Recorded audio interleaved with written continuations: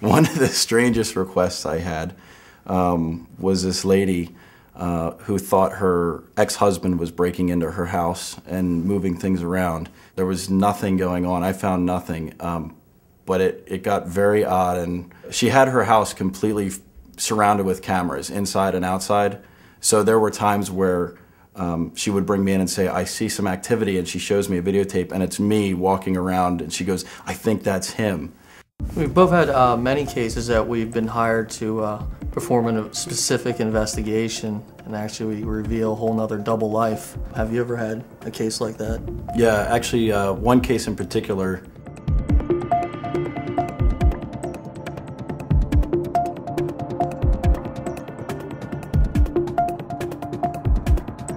It was my first case for a brand new client. It was basically my test case. They had hired me to do a workers' compensation check on a guy they thought might have been working. So I started the surveillance first thing on a Monday and got there in the morning, and the guy's truck was not at his house. I knew that he had a truck and from checking the DMV records. So I sat on the house for a few hours. His wife left, went to work, stayed there, tried to confirm that he was inside, and he was not. So I left. I did a little bit more research. We did some background information on him. He was working as an over-the-road truck driver, and he was gone from first thing Monday morning or even Sunday night until the following Friday. So we stopped by the trucking company that we thought he was working at and could not find his truck in the parking lot at all. So Monday morning, his truck was there finally, and I followed him to an auto parts store about 20 minutes away from his house. And I thought this was going to be a temporary stop because I was expecting him to go to some kind of trucking depot. He went into the auto parts store, and after a few hours, I realized that he was delivering auto parts. So we continued the surveillance watching because as far as a workers' comp claim, this was great evidence that he's actually working and making money at some other job while collecting a claim. We continued the surveillance for the entire week. After talking with the client, they had said stay with him, get as much evidence as you can of him going to work every day.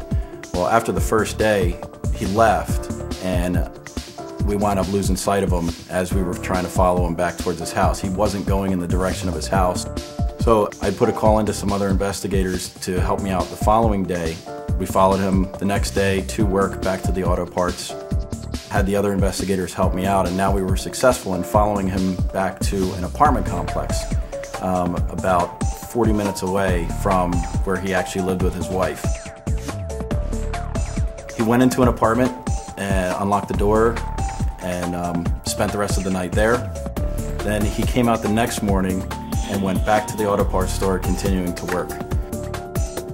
We did some research, and we found out that he was on the apartment lease with another female, and further inquiry revealed that this was his girlfriend of the last 17 years.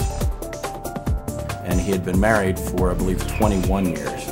So he's telling his wife that he's going to work every day as an over-the-road driver, and then delivering auto parts and living with a girlfriend of 17 years in an apartment.